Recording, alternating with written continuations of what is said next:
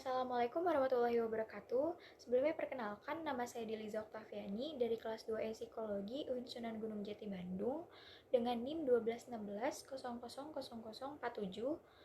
Pada kesempatan kali ini saya akan menjelaskan sedikit tentang uji normalitas dalam statistika. Uji normalitas adalah sebuah uji yang dilakukan untuk menilai sebaran data pada kelompok data atau variabel. Uji normalitas ini digunakan untuk melihat apakah data yang dikumpulkan berdistribusi normal atau tidak. Jika data berdistribusi normal, maka dapat digunakan uji statistik parametrik. Sedangkan jika data tidak berdistribusi normal, maka digunakan uji statistik non-parametrik. Berdasarkan pengalaman empiris beberapa pakar statistika, data yang banyaknya lebih dari 30 pengamatan atau N lebih dari 30 sudah dapat diasumsikan berdistribusi normal.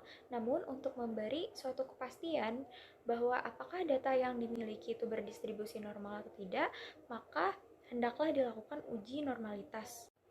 Uji statistik atau uji normalitas ini memiliki beberapa jenis. Dua diantaranya adalah Kolmogorov-Smirnov dan Shapiro-Wilk. Nah, uji normalitas ini dapat dilakukan menggunakan aplikasi atau software seperti SPSS. Nah, sebagai contoh, di sini kita akan mencoba untuk melihat uji normalitas dari data hasil pretest kelas eksperimen. Nah, sekarang kita tentukan dulu hipotesis statistiknya. Untuk H0, berarti data berasal dari populasi yang berdistribusi normal. Sedangkan untuk H1, berarti data tidak berasal dari populasi berdistribusi normal.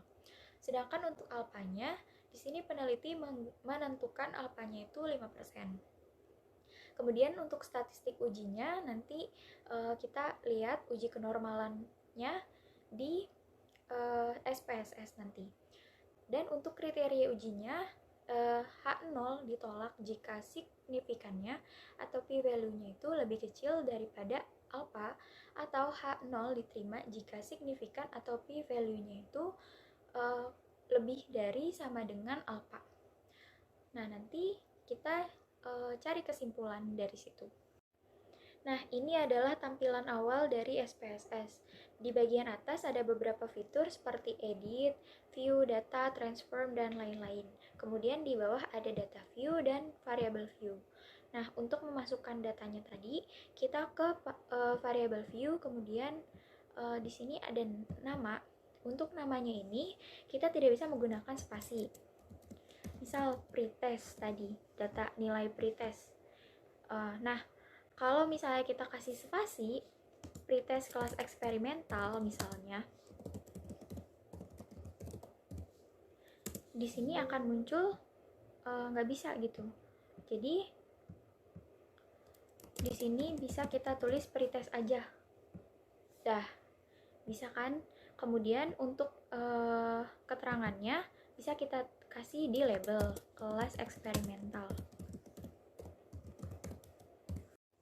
Nah, kemudian di sini kita lihat lagi, tadi datanya itu ada desimalnya atau enggak. Nah, karena tadi datanya enggak ada desimal, maka di sini kita ubah desimalnya menjadi 0. Terus kita lihat lagi tadi pengukurannya. Karena tadi datanya itu berbentuk kategori numerik atau kategori kuantitatif, maka pengukurannya diubah menjadi scale. Kemudian kalau udah kayak gini, kita tinggal masukin data tadi ke data view di sini. Nah, kalau datanya udah dipindahin ke sini kayak gini, di sini udah ada 34 data, tinggal diuji normalitasnya dengan klik kolom pretest, kemudian ke analyze, kemudian descriptive statistic, explore, kemudian ubah yang kelas eksperimen ke dependent list, kemudian klik plots, checklist yang normality plot with test, continue, dan oke. Nah, di sini bakalan muncul hasilnya gitu. Di sini ada uji normality-nya, test of normality. Di sini ada Kolmogorov-Smirnov dan Shapiro-Wilk. Di sini kita bisa copy untuk nanti disalin ke kesimpulan yang tadi. Nah, untuk uji normalitas data pretest kelas eksperimen tadi yang udah di copy, berarti langsung paste aja di sini. Nah, ini test of normality-nya, uji normalitasnya. Ada Kolmogorov, Smirnov, dan Shapiro-Wilk. Tuh. Berarti di sini statistik ujinya Kolmogorov, Smirnov, dan Shapiro-Wilk. Yang pertama, uji kenormalan Kolmogorov.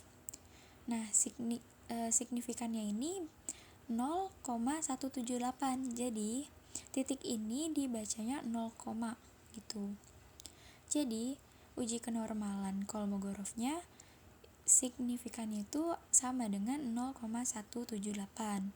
Sedangkan yang uji kenormalan Shapiro-Wilk itu bisa dilihat signifikannya 0,068. Jadi titik itu dibacanya 0, berarti uji kenormalan Shapiro-Wilk dengan signifikannya itu sama dengan 0,068. Dengan kriteria ujinya, H0 ditolak jika signifikannya atau p-value-nya kurang dari alpha. Nah, di sini karena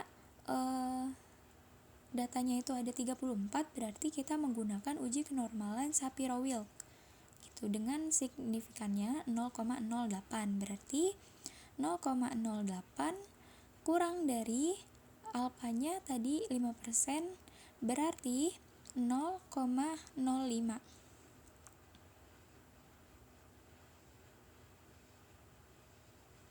Nah, kedua, H0 diterima jika signifikan atau p-value-nya lebih dari sama dengan alpha. Berarti 0,08 lebih dari sama dengan 0,05. Nah, karena di sini gedean yang lebih besar itu adalah 0,68, berarti H0 diterima.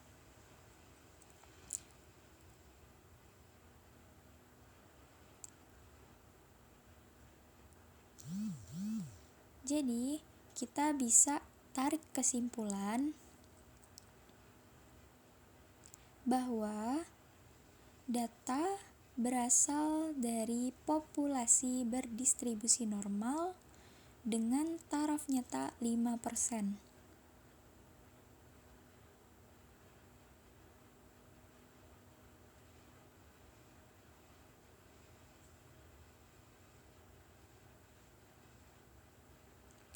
Gitu.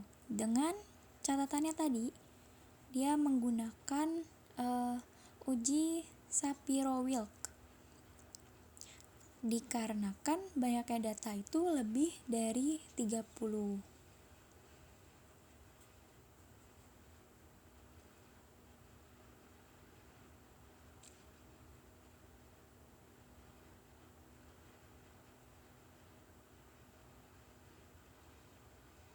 Mungkin cukup sekian dari saya, kurang lebihnya mohon maaf.